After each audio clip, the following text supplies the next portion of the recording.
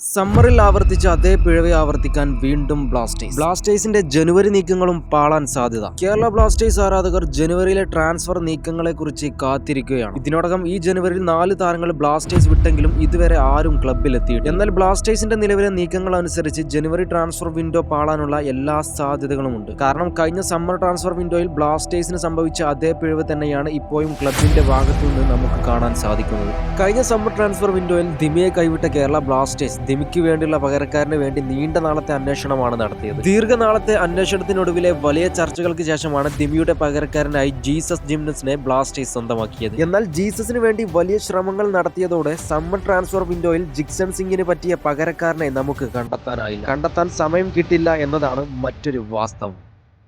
ഇപ്പോഴും ബ്ലാസ്റ്റേഴ്സിന്റെ നീക്കങ്ങൾ സമാന രീതിയിലാണ് പോയിക്കൊണ്ടിരിക്കുന്നത്. വിദേശ മധ്യനിര താരത്തിനായി കേരള ബ്ലാസ്റ്റേഴ്സ് ഇപ്പോൾ നടത്തുന്നത് വലിയ ചർച്ചകളാണ്. ഈ ചർച്ച കഴിഞ്ഞ് താരത്തെ സ്വന്തമാക്കുമ്പോൾ ട്രാൻസ്ഫർ വിൻഡോയിൽ മറ്റു താരങ്ങൾക്കായി സമയം കണ്ടെത്താൻ കഴിയുമോ എന്നത് ആശങ്കയാണ്. 1-2 പ്രൈം ടാർഗറ്റുകൾക്ക് പിന്നാലെ പോയി സമയം കളഞ്ഞാൽ ഈ ജനുവരി ട്രാൻസ്ഫർ വിൻഡോയും വെള്ളത്തിലാകുമെന്ന് ഉറപ്പാണ്. ഇതിനോടകം ട്രാൻസ്ഫർ വിൻഡോ ആരംഭിച്ച് 8 ദിവസങ്ങൾ പിന്നിടുകയാണ്. അടുത്ത സീസണിലേക്കായി വികാസ് യുംനത്തിനെ സ്വന്തമാക്കി എന്നല്ലാതെ മറ്റൊരു ശുഭവാർത്തയും കിട്ടിയിട്ടില്ല.